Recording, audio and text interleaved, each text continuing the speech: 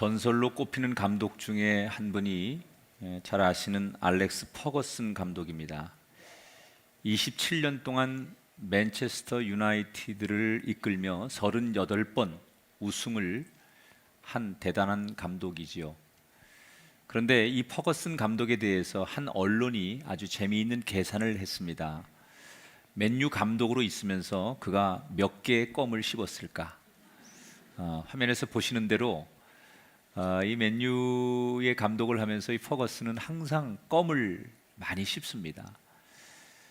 그런데 얼마 전에 지난 19일로 기억하는데 이베이라고 하는 경매 사이트에서 이 퍼거슨 감독이 마지막 감독 하면서 경기에서 씹었던 껌이 경매로 나왔습니다. 이미 누군가의 침이 묻어버린 껌, 더 이상은 씹을 수 없는 껌. 이 껌이 도대체 왜 경매에 나온 거고 또 얼마에 낙찰이 됐을까? 39만 파운드에 낙찰이 됐습니다. 우리 돈으로 환산하면 5억 8,500만 원에 낙찰이 됐습니다. 누군가 씹던 껌인데 어떻게 이렇게 껌 하나 씹던 거 뱉어놨더니 5억 8천만 원에 낙찰이 될 수 있는가? 이해가 되십니까? 이유는 하나입니다. 퍼거슨 감독이 위대하기 때문에, 퍼거슨 감독의 주변의 모든 것들이 덩달아서 가치가 있는 거예요. 사람들은 인생이 성공하는 기준을 남들보다 더 많이 가지고 남들보다 많은 자리에 올라가고 성취하는 것을 성공의 기준으로 이야기하지만 사실 엄밀히 따지면 성공한 인생은 가장 위대한 그 손에 붙들려서 쓰임받고 인정받을 때 성공하는 거예요. 하찮은 일에 쓰임받은 걸 가지고 성공했다고 하지 않아요. 가장 위대하고 가치 있는 일에 붙들려 사용될 때 성공했다고 말해요. 여러분, 이 세상에 가장 위대한 분이 누굽니까? 하나님이시죠. 그 하나님 손에 붙들려서 사용된다면 그 인생은 아무리 하찮은 것 같아도 가치가 있는 거예요. 퍼거슨이 씹다가 버린 껌도 경매에 5억 8,500만 원에 낙찰이 되듯이 우리가 세상적으로는 참 부족하고 연약하고 보잘것없는 것 같지만 하나님 손에 붙들릴 때 우리의 가치는 높아지게 돼 있고 우리의 인생은 존귀해질 수 있습니다. 그래서 저와 여러분의 인생의 목표는 하나님 앞에 쓰임 받고 하나님 앞에 붙들리는 것이 우리 인생의 목표가 되어야 할 줄 믿습니다. 많은 분들이 지금 제가 1년여 가깝게 기도에 대한 주제를 가지고 설교를 하면서 이렇게 저에게 질문합니다. 가장 좋은 기도를 딱 한마디로 요약하면 어떤 겁니까? 맞습니다. 제가 1년여 가량 굉장히 설교에 대한 주제로 많이 설교를 했는데 이걸 딱 요약해가지고 한 단어로, 한 문장으로 가장 좋은 기도는 어떤 겁니까? 라고 여러분에게 답해 드린다면 그것은 하나님을 만나면 그 기도가 가장 좋은 기도다. 여러분, 하나님과 나와 상관이 없는 기도를 평생 드린다면 그게 무슨 기도입니까? 내가 예배를 드리고 봉사를 하고 하나님의 이름으로 뭔가 선교를 했는데 하나님과 만남이 없고 하나님이 인정하지 않는 봉사와 섬김과 예배라면 그게 무슨 가치가 있겠습니까? 하나님이 나를 만나주시고 나를 인정해 주실 때 그게 가장 좋은 신앙이고 가장 좋은 기도예요. 그래서 오늘 민수기 22장부터 24장 3장에 걸쳐서 발람이라고 하는 선지자와 모압의 왕의 사이에 일어났던 이야기를 통해서 우리가 가장 하나님을 만나는 좋은 기도는 어떤 것이냐, 그동안 1년여 가깝게 설교했던 기도에 대한 것들을 다시 복귀한다고 생각하고 좀 요점을 정리한다고 생각하고 오늘의 이야기를 풀어가 보려고 합니다. 민수기 22장의 얘기는 이런 겁니다. 이스라엘 백성들이 이집트를 탈출한 지 40년 뒤에 드디어 가나안 땅 목전에 이르게 됩니다. 이제 가나안이 거의 다 왔어요. 그런데 가나안에 들어가려면 반드시 통과해야 되는 땅이 있습니다. 그게 바로 모압의 땅을 지나야 돼요. 그런데 이 모압의 백성들이, 이스라엘 백성들이 저기서 이렇게 지금 점점점 밀려오는 것을 보고 두려움을 갖습니다. 왜 두려움을 갖느냐? 이스라엘 백성들이 지금 이 모압으로 오기 전에 아모리 두 왕족을 전쟁에서 이기고, 그리고 지금 가나안을 향해 모압으로 진격해 오는 거예요. 모압 사람들이 생각할 때 아모리 왕족은 자기들이 평상시에도 만만하게 볼 수 없는 강대한 민족이었는데, 그들이 이스라엘 사람들에게 무참하게 전쟁에서 패하고, 그리고 이 지금 가나안 땅에서 진격해오는 그들이 자기 땅을 지나가야 되는 거예요. 자기들도 전쟁을 해야 될 수도 있겠다는 위기감이 생기면서 두려움이 생기기 시작합니다. 이미 아모리 족속을 이긴 이스라엘을 우리 모압이 감당할 수 없을 것이다. 그리고 두려움에 떠는 이야기. 자, 여기서 우린 참 궁금한 게 하나 있습니다. 40년 전 이집트를 탈출할 때 이스라엘 백성들은 군대도 없었습니다. 전쟁할 만한 능력도 갖추지 않았습니다. 400년 종살이 하다가 겨우 탈출해서 광야에서 40년을 헤매고 떠돌았던 민족입니다. 그런데 그들이 어떻게 지금 주변 나라에게 위협을 줄 수 있을 만큼 강대한 민족이 되어서 모압 같은 나라가 두려워 떨 만큼 그렇게 강한 사람들이 될 수 있었을까? 땅 한 평 없고 나라 하나 만들지 못한 떠돌이에 불과했던 이스라엘 백성들이 40년 만에 어떻게 주변 나라들이 무서워 벌벌 떠는 강력한 민족으로 변화된 걸까? 이스라엘 백성들에게 무슨 일이 있었습니까? 광야 40년 동안 그들은 혹독하게 하나님 손에 붙들려 훈련받은 거예요. 하나님께서 그들을 하나하나 어루만지시고 때로는 고난을 통해서, 역경을 통해서, 환난을 통해서 그들을 훈련하셔서 드디어 40년 만에 그들이 누구보다도 강한 민족으로 다시 태어나게 하신 거예요. 우리가 인생을 살면서 때로 어떤 분들은 내 인생이 지금 광야를 지나는 분들이 있어요. 경제적인 광야 또는 건강의 광야, 자녀들 문제로 인해서 너무 힘들어하는 분들, 다 광야를 지나가시는 거죠. 그 광야가 소망이 있으면 좋은데 끝없는 광야를 걷는 분들이 있어요. 도대체 내가 만난 이 고난과 이 시련이 언제 끝날지 모르는 막막한 광야를 오늘도 걷고 있는 분들이 있어요. 여러분의 그 광야길이 정말로 광야의 인생으로 끝나지 않고 머지않아 그 광야가 여러분 인생의 축복의 광야가 되려면 여러분이 뭘 해야 되느냐? 그 광야의 연단을 통해 하나님 손에 붙들려야 된다는 거예요.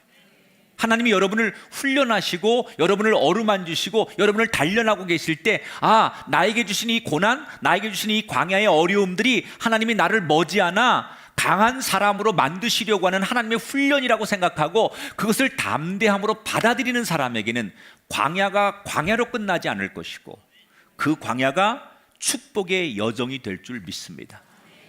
자, 이 모압의 왕과 백성들이 점점점 다가오는 이스라엘을 칼과 창으로는 이길 자신이 없으니까 그들이 고민을 하다가 한 가지 내놓은 꾀가 뭐냐? 이스라엘 백성들은 하나님의 은혜로 강한 민족이 된 사람들이고 이 사람들은 야훼 하나님을 믿고 따르는 사람들이니까 하나님으로부터 이 사람들이 관계가 나빠지도록 만들면 좋겠다. 다시 말하면 칼과 창으로 전쟁하지 말고 이번 전쟁을 영적인 전쟁으로 가야 되겠다. 그래서 하나님과의 관계로부터 멀어지게 하면 이스라엘 백성들이 힘을 쓰지 못할 것이다. 그래서 이 모압 왕이 아이디어를 내기를 하나님으로부터 멀어지게 하려면 가장 신령하고 영적으로 그 시대에 능력이 있는 대표적인 사람이 누구냐? 그리고 소문을 들어서 찾아보니까 유프라테스강 강가에서 사역하고 있는 발람이라는 선지자가 있었어요. 근데 이 선지자는 이방 사람이긴 하지만 하나님이 기도의 능력을 주셔서 기도하면 그 기도한 대로 모든 것이 이루어지고 예언하는 능력이 있고 그가 말하는 것이 이루어지는 굉장히 아주 파워풀한 영적인 힘을 가지고 있는 선지자예요. 얼마나 대단했든지 그 이웃나라 모압에서도 이 발람이라고 하는 선지자의 능력을 다 알고 있을 정도로 대단히 그 시대의 영적인 아이콘, 유명한 사람이에요. 그래, 이 발람이라는 선지자를 우리나라에 우리가 모셔오자. 그래서 그로 하여금 우리 민족을 축복하게 하고 거꾸로 말하면 이스라엘을 저주하게 만들어서 하나님의 은혜가 이스라엘에게 더 이상 미치지 못하게 하면 우리가 이번 전쟁에서 이길 수 있지 않겠느냐. 그래서 많은 준비를 해서 은과 금 그리고 사절단을 꾸려가지고 이 모압의 왕이 발람을 찾아가게 합니다. 찾아가서는 로비를 하는 거예요. 우리나라로 귀화하십시오. 당신을 우리나라의 자문위원으로 위촉하고 싶습니다. 우리나라에 당신 같은 원로가 필요하고 당신 같은 영적인 지도자가 필요한데 우리 왕께서 당신을 그만큼 대우하고 싶어 하는데 원하는 모든 걸 다 들어드릴 테니까 제발 우리 모압으로 오셔서 우리 모압의 정신적인 지도자가 되시고 우리를 축복해 주십시오. 그리고 가서 로비를 합니다. 여러분, 사람이 자기 존재를 인정해 준다는 건 얼마나 행복한 일입니까? 이 발람이 선지자긴 하지만 이웃나라의 왕이 보낸 신하들이 막대한 선물을 가져와서 자기를 인정해 주면서 자기를 정말 최고의 가치로 모셔가고 싶어하는 얘기를 다 하니까 마음이 흔들리는 거예요. 근데 그때 하나님께서 이 발람에게 곧바로 이렇게 말씀하십니다. 22장 12절 말씀. 너는 그들과 함께 가지도 말고 그 백성을 저주하지도 말라. 그들은 복을 받은 자들이니라. 자, 자기를 인정해주고 자기를 데려가려고 하는 이 모압 왕에 보낸 사람들이 이야기를 듣고 마음이 흔들리는 발람에게 하나님께서 곧바로 뭐라고 말씀하세요? 가지 마라. 안 된다, 그거예요. 왜? 이스라엘 백성들은 이미 내가 복을 주려고 복을 받은 사람들이다. 내가 사랑하는 백성들이고 내가 복을 주는 백성들이니 네가 가서 내 백성들을 저주하는 거 있을 수 없다. 안 된다. 그리고 하나님께서 곧바로 발람의 걸음을 막으시는 거예요. 여러분, 저는 이 구절에서 참 중요한 하나님의 음성 하나를 들어요. 따라합시다. 그들은 복을 받은 자들이니라. 여러분, 이스라엘 백성들은 세상의 시선으로 보면 복을 받은 민족이 아니에요. 왜? 400년 동안 종살이 했잖아요. 그리고 그 종살이에서 겨우 나와서 아직도 자기 땅 하나 만들지 못해서 40년 동안을 광야에서 들깨처럼 헤매는 족속들 아닙니까? 인간적인 눈으로 보면 결코 행복하거나 성공했다거나 그들이 축복을 받았다고 말할 수 없는 조건의 사람들이에요. 그런데 하나님이 뭐라고 말씀하세요? 세상의 시각으로는 별 볼 일 없는 사람들이지만 하나님이 보는 시각은 뭐라고 말해요? 그들은 내 눈에 누구보다도 복을 받은 사람들이다.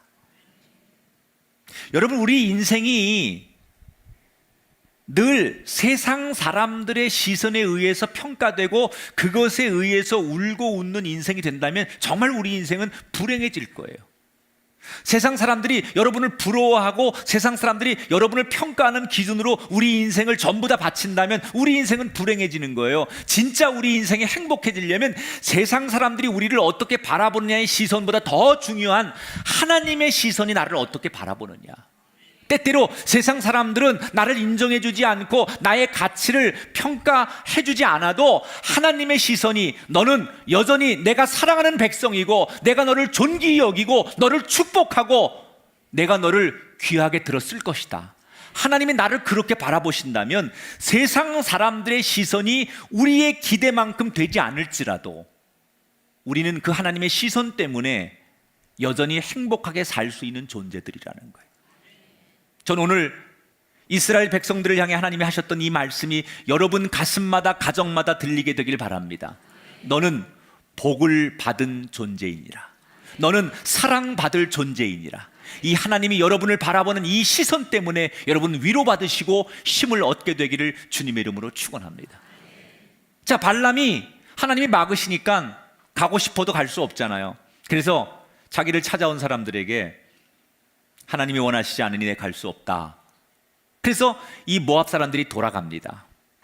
근데 돌아가서 무슨 대안이 있느냐? 대안이 없어요. 무조건 그 발람이라는 선지자를 모셔오는 길밖에는 없는데 거절당해서 돌아왔으니 다시 그들이 용기를 내어서 1차보다도 2차 때 더 많은 선물을 준비하고 더 많은 사절단을 꾸려가지고 다시 재차 발람이라는 선지자를 찾아가요. 삼고초려하는 거죠.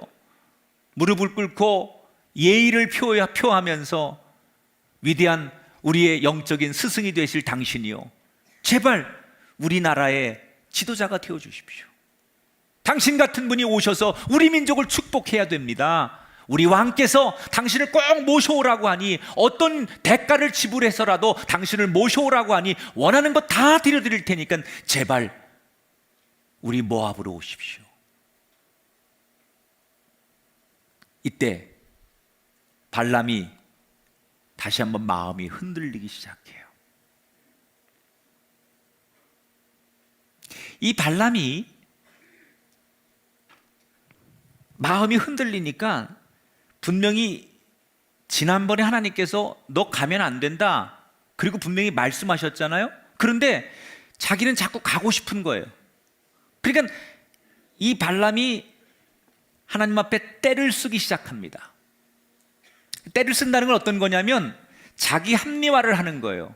하나님, 지난번에 저한테 저 이방 나라 모압으로 가면 안 된다고 말씀하셨는데 가만히 생각해 보니까 하나님, 제가 가야 될 것 같습니다. 제가 안 가면 이스라엘하고 모압하고 전쟁이 일어나면 많은 사람이 죽을 거 아닙니까? 그러는 것보다는 제가 가서 이스라엘과 이 모압의 중재자가 되어서 전쟁을 못하게 할 수 있지 않겠습니까? 하나님, 저 모압 사람들이 이방인들인데 내가 가서 하나님을 전해서 저들을 구원하면 되지 않겠습니까? 이렇게 가고 싶으니까 하나님 앞에 자기 합리화를 들이대면서 가고 싶다고 떼를 쓰기 시작하는 거예요. 우리 부모님들이 다 이런 경험이 있을 거예요. 애들 키우다 보면 애들이 안 된다고 하는 일에 너무 떼를 쓸 때가 있어요. 어릴 때 막 땡깡을 부린다고 그러죠. 막 떼를 쓰고 울고 막 고집 부리고 막 그러면 부모가 안 된다고 말하다가 지치면 부모가 나중에 어떻게 화가 나면, 그래? 알았어, 네 마음대로 해봐, 네 마음대로 해봐. 다 여러분 그런 경험이 있잖아요. 없는 척하지 마세요. 근데 그거 네 마음대로 해봐라는 얘기가 진짜로 허락한 겁니까? 아니죠. 하지 말라는 건데 하도 때를 쓰니까 그러면 네 마음대로 한번 해봐 라고 말하는 건 언어상으로는 허락하는 것 같지만 실제로 의도는 허락하는 게 아니란 말이에요. 이 발람이란 사람이 자꾸 가고 싶으니까 하나님 앞에 때를 쓰는 거, 하나님, 저 가는 게 맞는 것 같아요. 보내주세요. 제가 가야만 전쟁 안 할 거 아니에요. 가서 제가 잘하면 되잖아요. 가게 해주세요. 그리고 자꾸 때를 쓰니까 하나님께서 네 마음대로 해봐 이렇게 말씀하시는 거예요. 그런데 발람은 이걸 이미 자기 기준으로 하나님께서 허락하셨다고 생각하고 자기가 기도해서 응답을 받았다고 생각하고 다음날 아침 나귀를 타고 그 일행과 함께 모압으로 들어가는 거예요. 그런데 한참을 모압 땅을 향해 가는 길가에서 참 우스운 해프닝이 일어납니다. 자기가 타고 가는 나귀는 평상시에 늘 자기가 이용했던 나귀인데 이 나귀가 그날따라 자꾸 이상한 행동을 하는 거예요. 길가에서 벗어나서 숲으로 들어가고, 그래서 다시 길가로 끌고 나오면 안 가겠다고 주저앉아서 버티고, 아니 평상시에 자기 주인을 잘 모시고 다니던 이 나귀가 오늘따라 이 발람을 태우고서 목적지를 안 가려고 자꾸 이상한 행동을 하고 버티고 그러는 거예요. 그러니까 이 발람이 채찍으로 나귀를 때리기도 하고, 나중에 몽둥이를 가지고 나귀를 때려가지고 이 나귀를 가게 하려고 애를 쓰지만 이 나귀가 계속 버텨서 결국 길거리에서 나귀하고 나귀를 끌고 가려고 하고 나귀는 안 가려고 버티는 우스꽝스러운 상황이 생기게 돼요. 여러분, 왜 그렇게 훈련되어서 잘 주인을 모시고 다니던 나귀가 그날따라 그렇게 안 가려고 주저앉고 버티고 자기 주인의 말을 듣지 않았을까? 그 이유를 오늘 성경에서는 아주 정확하게 우리에게 소개해요. 22장 25절. 나귀가 여호와의 사자를 보았다. 이게 무슨 얘기냐면, 하나님이 원하시지 않는 길을 가니까 하나님께서 죽음의 천사를 발람이 가는 길 앞에 세워놓으신 거예요. 그런데 발람은 이미 자기 합리화와 자기의 의를 가지고 기도했기 때문에 자기 앞에 하나님이 죽음의 천사를 보내서 길을 가로막는 걸 못 보고 있는 거예요. 근데 나귀가 그걸 본 거예요. 여러분, 때때로 우리가 이 첨단의 시대를 살면서 인간의 이 데이터나 과학이나 이 첨단의 문명이 한낱 이 자연의 동물만도 못할 때가 있어요. 그게 뭡니까? 지진이 일어나거나 해일이 일어나거나 자연의 재해가 일어날 때 제일 먼저 아는 게 뭐예요? 동물들이에요. 막 새들이 움직인다든지 막 바다에서 무슨 뭐 개들이 막 나와가지고 이동할 때 이거는 뭐가 징조가 있다는 거죠. 그래서 사람들이 이런 동물들의 움직임을 통해서 이미 과학이 잡아내지 못하는 그런 것들을 사람들이 배우죠. 자연을 통해서. 왜 현대인들이 애완동물한테 마음을 쏟을까요? 사람한테 상처받고 사람으로부터 버림받고 사람으로부터 신뢰를 얻지 않을 때 보상 심리가 생기는 거예요. 그래서 사람보다 훨씬 더 자기를 사랑해주고 인정해주고 자기를 버리지 않는 그 동물들에게 더 많은 애정을 쏟는 거예요. 그러니까 앞으로 우리 시대는 점점 더 많아질 거예요. 인간이 인간을 이용하고 사랑하지 않고 존중하지 않는 시대일수록 더 많이 사람들은 사람에게로부터 인정받는 것들을 버리고 동물들에게 사랑을 교감하는 것을 더 많이 관심을 갖는다는 거예요. 충분히 이해가 되는 거예요. 그래서 우리는 때때로 말 못하는 동물들에게 인간이 배울 때가 많아요. 사람은 우리를 버려도요, 동물들은 우리를 버리지 않아요. 우리를 반겨주잖아요. 끝까지 우리 옆에 있잖아요. 한결같잖아요. 그러니까 사람보다 동물이 훨씬 나을 때가 있다니까요. 지금 발람이 자기는 못 보는 걸 나귀는 보고 있는 거예요. 여러분, 우리 인생은 하나님이 우리 눈을 뜨게 하고 보게 해야 하나님을 만날 수 있는 거예요.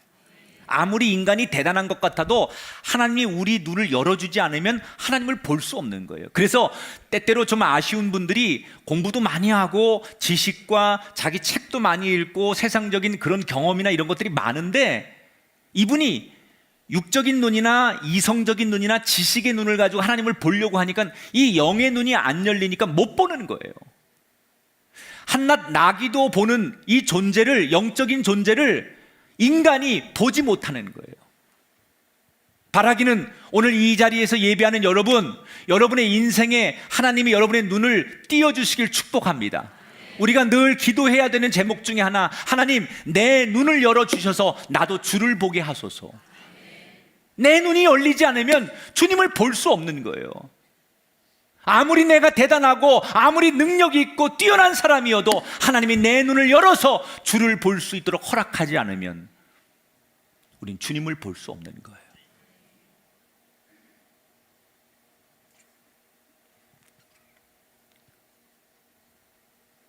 나귀하고 한참 씨름을 하는데 하나님께서 나귀를 너무 때리니까 이 발람이 이상하게 말을 안 들으니까 화가 난 발람이 나귀를 너무 많이 때리니까 하나님께서 그 순간 발람의 눈을 뜨게 하셔서 나귀가 보고 있는 죽음의 천사가 자기들을 가로막고 있는 것을 드디어 보게 하시는 거예요.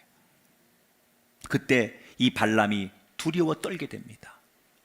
왜 자기의 나귀가 이렇게 앞으로 전진하지 못하고 오늘따라 그렇게 머뭇거렸는지를 자기가 보는 순간 깨닫게 되면서 그 죽음의 천사 앞에 엎드려 덜덜 떨면서 하나님, 내가 잘못했습니다.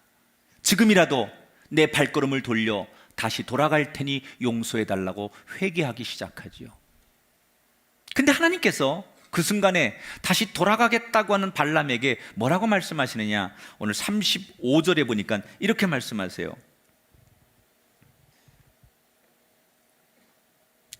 그 사람들과 함께 가라. 내가 내게 이르는 말만 말할지니라.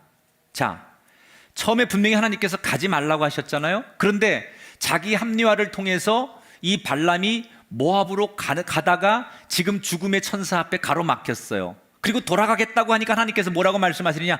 가라. 여기까지 왔는데 돌아갈 필요 없다.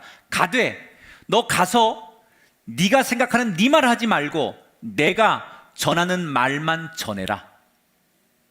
그리고 하나님께서 모압 땅으로 발람을 들여보내시는 거예요. 우리 인생은 어디론가 향해 가는 게 우리 인생 아닙니까? 여러분, 어딘가를 향해 가는 거예요, 우리는. 그런데 정말 잘 사는 인생은, 훌륭한 인생은, 올바로 가는 인생은 내 이야기 하러 가는 인생이 아니라 내 이야기, 내 생각보다는 하나님의 뜻, 하나님이 전하라고 하는 말씀만 전하러 가는 것이 가장 위대한 인생이고 가치 있는 인생이라는 것을 깨닫게 되시기 바랍니다. 오늘 발람에게 하나님께서 가라, 가되 네 말 하지 말고 내가 너에게 하라고 하는 말만 가서 전해라. 그리고 발람을 모압 땅으로 들여보냅니다. 여러분, 이 발람은 당대 최고의 기도의 능력자입니다. 예언자입니다. 그리고 자기 나름대로 하나님 앞에 기도해서 하나님이 가라고 해서 응답받았다고 생각하고 지금 출발한 겁니다. 그렇다면 결국 그는 가장 기도 잘하는 사람이고 자기 나름대로 기도해서 응답받고 가는 길이니까 형통해야 되고 응답받고 가는 길이니까 이게 잘 돼야 되는 거 아닙니까? 그런데 지금 이 발람은 중간에 서서 하나님 앞에 책망을 받고 하나님 앞에 징계를 받고 있어요. 왜 발람이 기도하고 출발했는데 중간에 하나님 앞에 가로막힘을 당하고 책망을 받게 됩니까?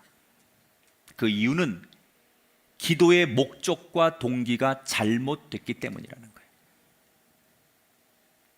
하나님이 이 발람에게 원했던 것은 네가 세상적인 눈이 어두워서 그 모압 사람들이 제시하는 인간적인 조건이 어두워서 그것을 따라가는 게 아니라 그것 내려놓고 하나님의 뜻이 무엇인가, 하나님의 생각을 채우기를 원하셨던 거예요. 그런데 이 발람은 자기에게 주는 그 많은 막대한 은과 금, 그리고 자기를 인정하고 높여주는 그 세상 사람들의 그 칭찬 앞에 자기가 우쭐해지면서 그 세상 사람들의 칭찬 앞에 자기 자신이 드러나고 싶었던 거예요. 발람이 기도했던 목적은 하나님의 뜻이 무엇입니까? 라고 물었던 것이 아니라 자기의 유익, 사익을 추구하고 싶어서 기도했다는 거예요. 우리가 똑같이 기도해도 하나님 앞에 응답받는 기도자가 되려면 제일 먼저 뭐가 필요하냐? 우리의 기도를 이것을 점검해야 돼요. 내가 드리는 기도가 내 이익을 채우기 위한 기도인가? 아니면 하나님의 뜻을 채우기 위한 기도인가? 이것을 우리가 우리의 기도의 기준점으로 봐야 된다는 거예요. 지금 이 발람이 기도의 능력자고 기도의 예언자고 기도 가장 잘하는 사람입니다. 그래서 자기 나름대로 합리화하며 기도했습니다. 그리고 기도하고 응답받고 떠났습니다. 그런데 응답받았다고 해서 하나님이 기뻐하시고 그의 길을 열어주신 게 아니에요. 그 기도를 받지 않으셨다는 거예요. 왜? 아무리 열심히 기도해도 그 기도의 목적이 자기의 유익을 위한 기도, 자기의 배와 주머니를 채우려고 하는 기도라면 하나님은 그 기도를 외면하신다는 거예요. 누가복음 18장에 보면 똑같이 기도하는데 한 사람의 기도를 하나님께서 기뻐 받으시지만 한 사람의 기도를 책망하는 내용이 나와요. 그게 바리새인의 기도와 세리의 기도예요. 바리새인은 부자예요. 능력 있는 사람이에요. 세상 사람들이 부러워하는 조건을 다 가졌어요. 근데 그가 성전에 가서 기도할 때 어떻게 기도합니까? 사람들에게 보이고 싶어서, 과시하고 싶어서, 드러내고 싶어서 형식적인 기도를 해요. 근데 세리는 하나님의 처분을 기다리며 겸손하게 기도해요. 똑같은 시간에 똑같은 장소에서 같이 기도를 했는데 기도했다고 하나님이 다 받으시는 거 아니에요. 기도했다고 하나님이 다 기뻐하시는 게 아니에요. 어떤 사람의 기도는 기뻐하셨지만 어떤 사람의 기도는 책망하셨다는 거예요. 오늘 우리의 기도가 혹시 지금까지 이런 기도를 드리고 있지는 않은가?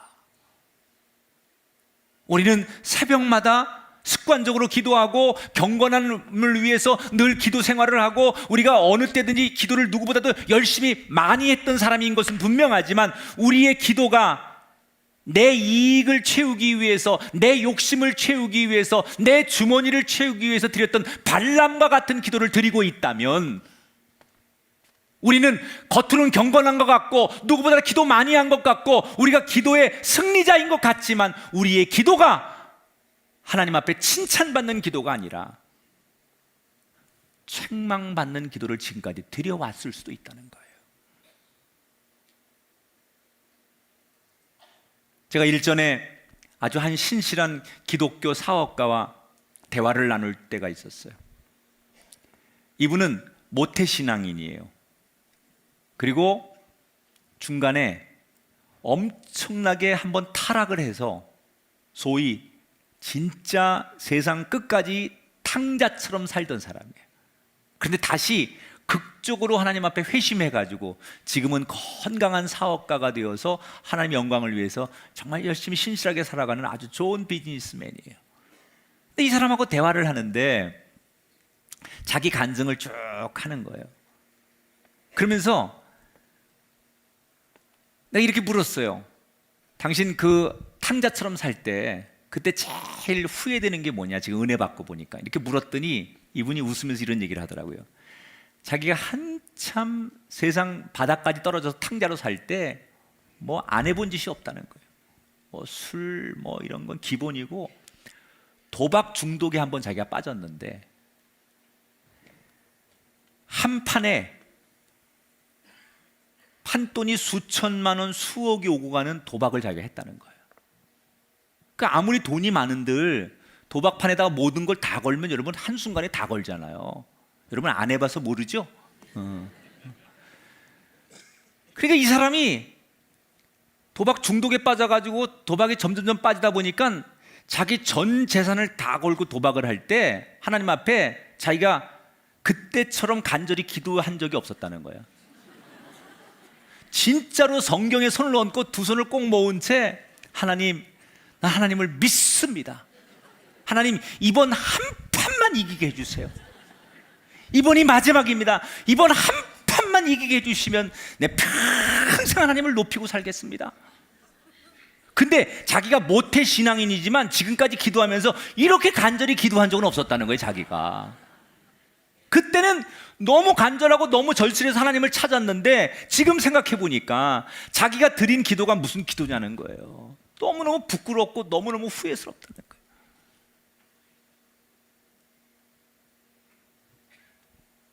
과한 이야기일지 모르지만 우리의 기도가 이분과 같이 기도하지는 않는가? 기도는 한낱 주문을 외우고 내 주머니와 내 통장을 채우는 게 기도가 아니에요. 기도는 나를 비우고 그 비워진 자리에 하나님의 뜻을 채워가는 거룩한 대화의 과정이에요. 바라기는 이 발람 선지자처럼 조건을 따르고 이익을 쫓아가는 기도자가 아니라 주님의 뜻을 조금씩 채워가는 주님과 통하는 기도자가 되시기를 주님의 이름으로 축원합니다. 자, 하나님께서 가서 내가 원하는 얘기를 오히려 해라 라고 해서 이 모압 땅에 2달 만에 발람이 도착을 합니다. 모압의 왕이 그렇게 자기들이 스카웃하고 싶었던 이 대단한 선지자가 자기 나라 땅을 밟으니 얼마나 좋은지 왕이 직접 나와서 이 선지자를 극진하게 대접합니다. 그리고는 다음 날 이 모압에서 아주 신성하다고 생각하는 자기들 신에게 제사하는 그런 산으로 이 발람을 데리고 가서 우리 모압 민족을 축복해 주십시오 이렇게 요청해요. 이걸 뒤집어 말하면, 우리 민족을 축복해 달라는 말을 뒤집어 말하면 이스라엘을 저주해 달라는 얘기예요. 그러니까 발람이 자기를 위해 준비한 그 제단에 올라가 가지고 손을 탁 들고 기도를 하는 거예요. 모압 왕과 모압 백성들이 저 위대한 예언자의 입에서 이스라엘을 저주하는 얘기가 나올 줄 알고 그냥 기대를 하고 기다리는데 이 발람의 입에서 뜻밖의 얘기가 나오죠. 자, 오늘 성경 볼까요? 8절 9절이죠. 네. 하나님이 저주하지 않으신 자를 내가 어찌 저주하며 여호와께서 꾸짖지 아니하신 자를 내가 어찌 꾸짖으랴. 이 백성은 홀로 살 것이라. 이스라엘 백성들을 저주하는 게 아니라 하나님께서 이스라엘 백성들을 얼마나 사랑하시고 축복하는지 이 발람이 하나님의 강권적인 역사로 자기도 모르게 이스라엘을 축복하는 기도를 하는 거예요. 그러니까 이 모압의 왕이 혼비백산에서 아니 지금 우리를 축복해달라고 했더니 이스라엘을 축복하는 이 얘기를 들으면서 뭐라고 생각하느냐? 아, 이거 분명히 이 장소가 여기가 영적인 데가 아니어서 그러나 보다. 그래서 더 센 영적인 자기들 바알신을 섬기는 장소로 이 발람을 다른 데로 데리고 갑니다. 여기는 터가 안 좋아서 그러니까 더 은혜롭고 신령한 곳으로 가서 기도해 달라고 다시 다음 장소로 데려갑니다. 그런데 그 다음 장소에서도 발람은 역시 두 손을 들어서 이스라엘을 축복해요. 그러니까 이 모압 왕이 너무 당황해서 마지막으로 부올이라고 하는 이 모압 땅에서 그 자기들이 섬기는 신에게 제물을 바치는 대표적인 산당이에요. 여기를 가장 자기들이 경건하게 여기는 부올 그 신당에 이 발람을 데리고 가서 여기는 가장 거룩한 곳이고 가장 우리나라에서도 신성한 곳이니까 이곳에서 마지막으로 우리 민족을 향해서 축복 기도를 드려달라고 요청을 합니다. 그때 바알이 세 번째 손을 들어서 기도를 하고 예언을 하는데 역시 하나님의 강권적인 역사로 엄청난 축복의 말씀이 전해지죠. 24장의 말씀입니다. 같이 읽어요. 시작.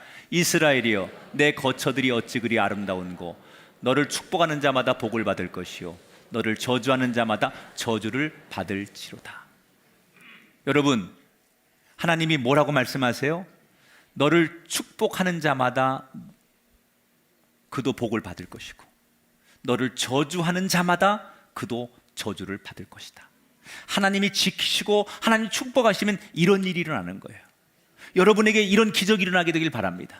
여러분에게 누군가 여러분을 부러워하고 축복할 때 그 인생도 복을 받는 하나님의 은총이 임하길 바라고, 여러분을 저주하는 인생들을 하나님이 막아주시도록, 여러분을 존귀히 지켜주시도록 그렇게 하나님이 인정하는 백성들이 되시기를 주의 이름으로 축원합니다. 3번이나 자기들의 뜻을 이루지 못한 모압의 왕이 이 발람과 심하게 다투고 그들이 뿔뿔이 헤어지는 이야기로 오늘 성경의 이야기가 막을 내립니다. 자, 제가 여러분에게 드리고 싶은 두 번째 이야기가 이겁니다. 모압의 발락 왕은 이스라엘을 이겨보려고 당시에 가장 영적이고 신령하고 최고라고 생각하는 세상적인 예언자를 불렀어요. 그리고 가장 신령하고 가장 영적이고 가장 은혜가 넘치는 장소에 가서 기도를 했어요. 그러니까 조건으로 보면 가장 훌륭한 기도의 능력자가 왔고 가장 신령한 장소에 가서 기도했으니까 조건으로만 보면 거기서 그 기도는 반드시 이루어져야 돼요. 그렇지 않습니까? 가장 기도 잘하는 능력자와 가장 신령한 곳에서 기도한다면 그 조건으로만 따지면 이 기도는 반드시 응답돼야 돼요. 그런데 가장 신령하고 가장 좋은 장소에서 기도했지만 그 기도가 실패했어요. 왜 실패했을까요? 그 이유가 다음 성경에 나오죠. 하나님은 사람이 아니시니 거짓말을 하지 않으시고 인생이 아니시니 후회가 없으시도다. 어찌 그 말씀하신 바를 행하지 않으시며 하신 말씀을 실행하지 않으시랴. 여러분, 이 모압의 왕은 장소가 달라지면 첫 번째 실패되니까 더 거룩한 장소, 더 은혜로운 장소가 달라지면 하나님의 응답도 달라질 거라고 기대했어요. 여러분, 사람은 외적인 조건에 의해서 바뀝니다. 사람은 조금 더 좋은 장소, 좋은 환경, 좋은 여건이 사람에게 유리합니다. 그러나 하나님은 절대로 외적인 조건에 의해서 움직이는 분이 아니에요. 사람에게는 좋은 장소, 유리한 장소가 분명히 있습니다. 그러나 하나님에게는 어느 곳이든지 하나님이 지배하고 다스리고 하나님이 계신 곳이 하나님의 나라인 거예요. 그곳이 세상적으로 아무리 신령한 곳이고 우상을 섬기는 곳이고 과거에 어떤 업적이 있을지라도 창조주 하나님이 그곳에 계시지 않으면 그곳은 기도의 자리가 될 수 없어요. 여러분, 우리의 기도가 하나님 앞에 응답받는 기도가 되려면 우리 모두 내가 서 있는 곳에서 세상적인 조건을 따지지 말고 주님을 만나면 그곳이 소위 가장 아름다운 세상적인 거룩한 자리가 되는 거예요. 거룩한 땅을 찾아가지 마시고 여러분이 서 있는 자리가 거룩한 땅이 되기를 축복합니다.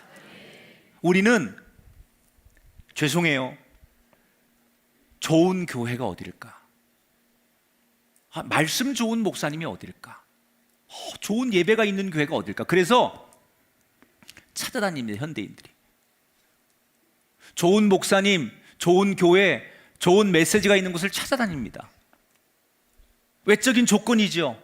그분에게는 말씀이 아주 정말 은혜롭고 그분 말씀 들으면 내가 아주 정말 너무 좋아. 그리고 그 교회가 너무너무 훌륭하고 좋아. 그래서 사람들은 우르르 그 외적인 조건을 따라갑니다.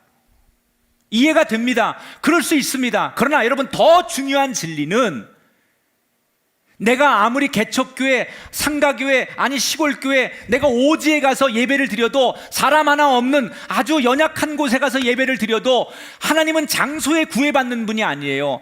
하나님이 나를 만나주시고 내가 드리는 예배에 함께 하시고 내 찬송과 기도를 받으시면 거기가 가장 좋은 교회예요.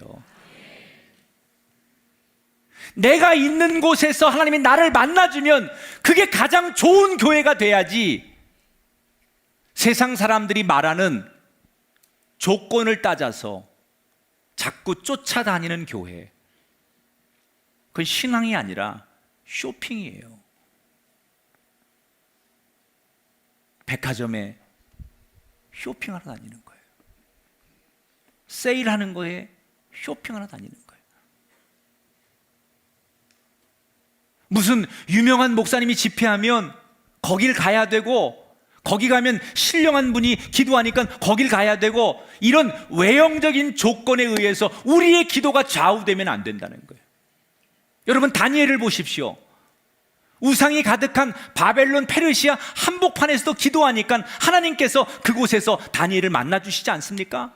바울과 실라가 고문을 받고 캄캄한 지하 감옥 한가운데 들어가 있지만 그곳에서 전심으로 하나님을 만나니까 외적인 조건과 환경에 상관없이 그곳에서 하나님이 바울과 실라를 만나주시지 않습니까? 높은 산이든 거친 들이든 거기가 초막이든 감옥이든 하나님을 만나는 그곳이 바로 기도의 명당 자리가 돼야 돼요.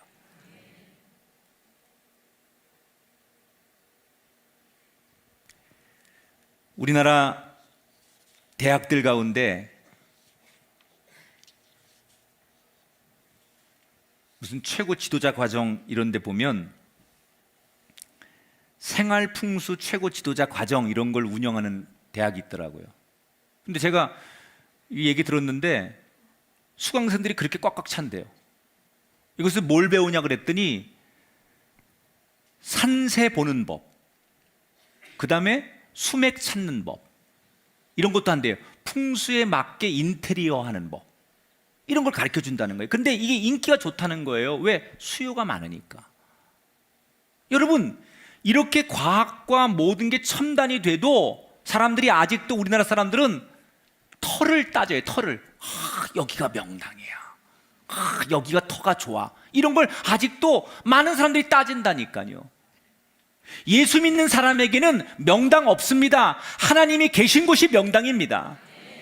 예수 믿는 사람에게는 거기가 산속이든 거기가 사막이든 하나님이 나와 함께 하시고 내가 드리는 예배와 기도에 응답하시고 나를 만나주시면 거기가 최고의 거룩한 성산이 되는 거예요. 우리의 기도와 우리의 신앙이 좋은 기도와 신앙이 되려면 조건이 필요 없어요. 멀리서 굳이 꿈의 교회 안 와도 돼요. 여러분이 계신 그 교회에서, 가까운 곳에서 하나님을 만나면 그곳이 여러분에게 은혜의 교회고 그곳이 하나님의 거룩한 땅이 되는 거예요. 우리의 기도가 하나님 앞에 책망받지 않는 기도가 되려면 두 가지를 오늘 발람 선지자 이야기를 통해서 배워야 돼요. 기도를 드린다고 다 기도가 아니에요. 내 유익을 위해서, 내 주머니를 채우기 위해서 그렇게 떼쓰는 기도라면 아무리 울부짖고 1000번을 기도해도 그 기도를 들으시는 하나님은 여러분의 기도에 감동하시지 않아요. 오히려 우리는 소리치지만 하나님은 귀를 막으실 거고 여러분의 기도에 응답하지 않으실 거예요. 좋은 기도는 외적인 조건에 흔들리지 않아야 돼요. 여기 가면 기도가 더 잘 되고 여기에 가면 더 은혜가 있는 곳이 아니에요. 내가 서 있는 그곳이 하나님이 나를 만나주면 그것이 최고의 은혜고 그것이 최고의 은총임을 기억하시고 여러분이 있는 그곳에 하나님이 여러분을 만나시는 그런 일에 여러분 삶에 노력을 하시고 애쓰실 때 여러분 인생에 큰 축복이 일어날 줄 믿습니다. 오늘 우리는 많은 기도에 대해서 배웠지만 가장 좋은 기도는 하나님을 만나는 겁니다. 우리 교회가 자랑할 수 있는 최고의 가치, 내가 꿈의 교회에서 하나님을 만났습니다. 오늘도 그 예배의 자리에서 나는 하나님을 만났습니다. 내가 한쪽에서 흐느껴 울고 기도할 때 하나님이 나를 만나 주셨습니다. 이런 고백과 간증이 넘쳐나는 축복의 주인공들 모두가 되시기를 주님의 이름으로 축원합니다.